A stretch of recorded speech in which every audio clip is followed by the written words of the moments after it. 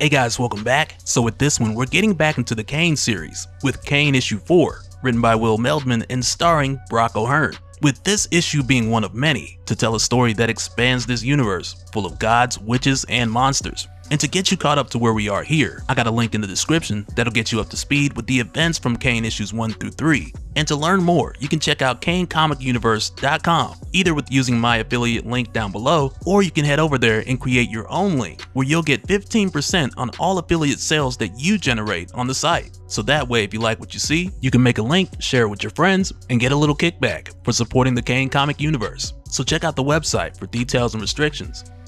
And with no further ado, let's dive in. Alright, so with Kane issue 4, we pick up from what we'd seen in Kane issue 3, with Kane, McKenna, and Bert heading out to the jungles of Costa Rica to track down an operation being ran by Global Corp, with McKenna letting them know the men who attacked the saloon, killing Solterra, were without a doubt men from Global Corp. And right now, this information is their only lead to tracking these guys down so they can find out what they're really up to and hopefully get a bit of payback in the process. Because right now, not only do I imagine that Kane is more concerned with getting payback for Solterra, but also you have the case of all the information that his grandfather Bert just dropped on him about Kane's family history, as well as the true evil corruption behind Global Corp that Kane has just got to take in stride before he can truly understand who he is and what needs to be done in the larger picture. So along the way, Kane's got to piece this together, alongside of handling every challenge laid out in front of him, which in itself can be a challenge, with Kane needing to be both prudent and present, which is something that McKenna more or less reminds Kane to do shortly after they arrive in Costa Rica, because when they get there, for Kane, it's like the work don't stop. Even in this brief moment of downtime, while the two of them are waiting on Bert to bring back the guide, and we get this moment where McKenna has to remind Kane to relax sometimes and enjoy these moments. Enjoy the view in this gorgeous villa that Bert's got for him, at least while they have the time to kick back. Right after she says this, Bert comes back introducing their guide Anna, who's a longtime friend of Bert's, who in fact has been a friend of his longer than Kane and McKenna have been alive. And now with Anna here, it isn't long before she fills them in about where they're heading, and while she's showing them on a map the way that they gotta go, she lets Kane and McKenna know that she's aware of the two of them being capable soldiers, but out here her word's gospel, so she tells them that they need to do something, they'd better listen up. And later that night, after hiking towards their first destination, they set up camp in the Bribri tribe's territory so they can rest up before going the rest of the way in the morning. But for Kane at this moment, he's got a lot of questions that he's hoping Anna will answer, since she knows this jungle like the back of her hand. But with him asking things like, can they expect much resistance, Anna only tells him that he needs to be prepared, but even she has no idea of knowing what will come to pass. But all will be revealed soon. And just before they all get rested up, McKenna asks Kane if he truly believes in fate and destiny and all that, and Kane tells her he believes there's a purpose to it all. There's gotta be. The righteous are rewarded and the wicked are condemned. That's the order of things, and the gods are the ones holding the scoreboard. And as for McKenna, she says the scoreboard and the guillotine, cause with her rough upbringing and being raised at an orphanage, she never dreamed that she'd meet someone like Kane, or even see a beautiful jungle like this one. And so the next day, they arrive at their first destination, which is a Bribri temple, where Anna tells Kane that he's gotta venture inside on his own. So right away, McKenna's like, that's weird, why he gotta go alone? And Kane even asks Bert if this is something that he's sure about. But as it stands, Anna only lets Kane know that he's got to gather his strength because he will be tested. So Bert assures Kane that he wouldn't put him at risk unless they absolutely had to. And that's something we know about Bert going into this, because when he explained how important Kane is, in the grand scope of him being the chosen one, how he was the warrior sent by the gods with the strength of a werewolf and none of the weaknesses, who would destroy King Lycaon's bloodline for good. This let us know how important Kane is to Bert, and not only as his grandson, but how important Kane is to the world. So he really means it when he tells Kane that he wouldn't put him at risk if he didn't need to. But Bert also understands if Anna is leading them this way, then this is something that needs to be done. So from here, McKenna wishes him luck, and Kane makes his way into the temple on his own, just like instructed, even with him not being sure what kind of test lies ahead. So Kane dives in, venturing through the underwater passage, which takes him to the bottom of the temple. And with him climbing up to the top, Kane is very cautious because he really has no idea what's waiting for him ahead. And as he continues, he ends up stepping on a stone button, which opens two cages, and out comes these two huge jaguar men.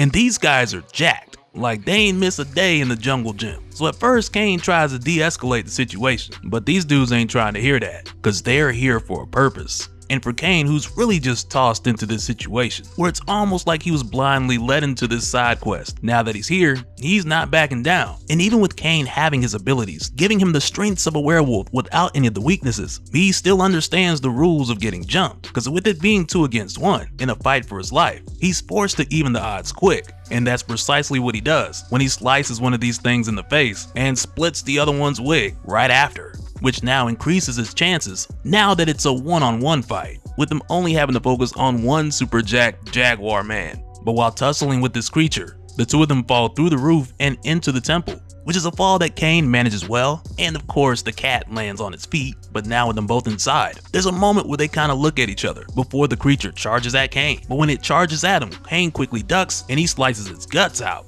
delivering a fatal blow, which now gives him a moment to get a better look at this thing. So after this, Kane picks it up and he notices that it's still heavy, even with a portion of its innards removed. So he sets it down on a nearby table, only to then notice that the blood dripping off of this creature pours from the table down a passage into a hole in the ground, activating a mechanism which opens another portion of this temple.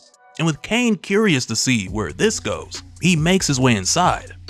And in the next room, he finds a huge structure of an ancient deity, so he makes his way further in to take a closer look. But while he's checking out the different inscriptions around this thing, a strange gas starts to fill the room, coming from the mouth of the structure, as well as from around Kane, which soon after causes him to pass out. And when this happens, Kane has a vision of this deity telling him, "You are now acknowledged, spawn of Mount Olympus," followed by a huge roar that wakes Kane up, with him finding that he's been rewarded a runestone as a result of him passing this test. But Kane is only able to admire the beauty of this stone for a moment before the whole temple starts to come down, so he quickly races out, making his way to safety. With only seconds to spare as the temple comes down crumbling right behind him. And while Kane's taking a moment to see this, he soon finds himself completely surrounded by the warriors of the Bree tribe. And as they make their way closer, Kane then hears someone else, or something else, running across the branches overhead. So he calls for them to show themselves, only for him to then see that it's another one of these jaguar people, though this time it's a woman. But with her approaching Kane, he quickly sees that she didn't come here to fight, but instead she first reverts back to her human form, allowing Kane to see that this is actually Anna, which right away has Kane like, well, what the hell, Anna? But she quickly apologizes for not being fully transparent with Kane and not telling him more. And when she asks him what did he see inside, Kane tells her that he thought he was dead. He was knocked out by this horrible mist. He had a dream about a godlike figure, and when he woke back up, he found this rock on the shrine. And Anna immediately recognizes this rock as a divine moonstone, which is Kane's reward for passing his trial, which is something that the tribe immediately acknowledges, though there is one guy in the back who's kind of mugging, almost like he didn't want Kane to get it. But next, with Kane noticing the shape of this rune being similar to the crest that's on his axe, he holds the rune up to it while asking Anna if it's possible that there's any connection, to where then suddenly the rune snaps into the slot and his axe begins to glow. And after seeing this, Kane asks, "Where's Bert and McKenna?" And Anna lets him know that they were taken by Global Corp soldiers who had them captive at their base in the jungle, and it's possible that they may have tracked them using satellite imagery. Nonetheless, they gotta go after them, and the tribe will help Kane now that they've seen that he's proven himself to Cebu. So moments later, they make their way to the Global Corp base, where McKenna and Bert are being held, so they form a plan where Kane and Anna will take down the snipers. And from there, her tribe can provide support from the tree line, because Anna doesn't want to risk putting them up against any heavy artillery. And Kane tells her, once they get inside and the snipers are down, they can meet in the center to get McKenna and his grandfather. And with hearing Kane say this, it causes Anna to smirk for a moment, because Bert told her that Kane had never really ever called him grandfather. At least he's never heard it. But going forward, both Kane and Anna make their way inside, going stealth mode and taking out the snipers. And although their tactics aren't super stealthy, with their approach they are able to avoid having the soldiers let off any shots or trigger the alarm, which is really the higher priority. And with Kane seeing a few more soldiers inside a nearby tent, he makes his way over to take them down, quickly, quietly, and efficiently. As he makes his way further inside, to take a look at some of the intel these guys were going over, Kane finds a map along with pictures of the temple that he was just at, letting him know that Global Corp was close.